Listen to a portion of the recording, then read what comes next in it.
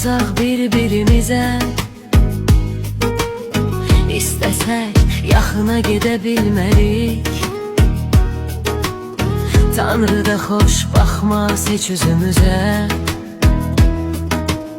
Biz nə istəyirik edə bilmərik. Uzaqsan ətrini duyuram ancaq, İsti nəfəsindən doymur ürəyim.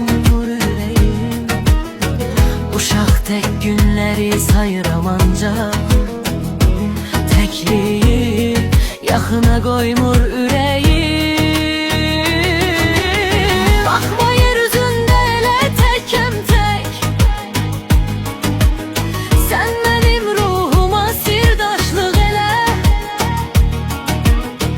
Nə olsun dünyada Allah da təkdir, Mənlə dostluq elə, yoldaşlıq elə.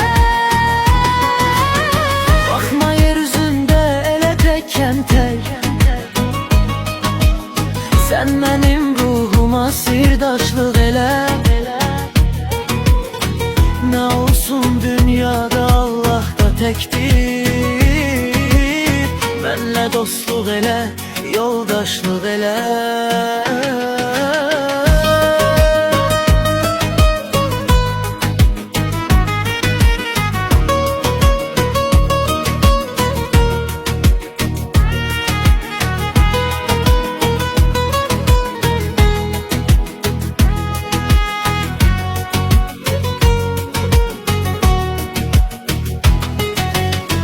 Amma tənha qoyma məni heç zaman,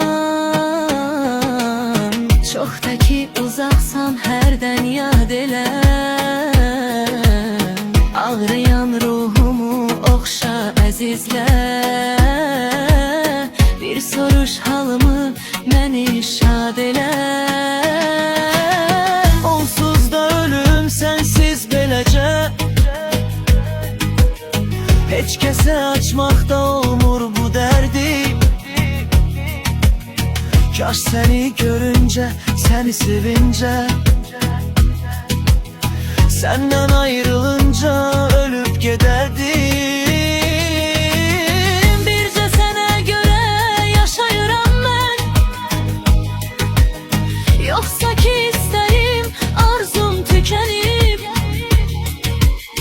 Qorxma əgər məni görmək istəsən,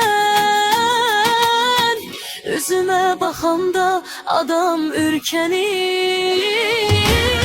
Baxma yer üzündə elə təkəm tək,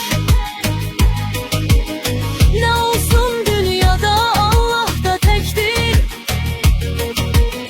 Sənə xoşbəxtliyi mən vermirəmsə,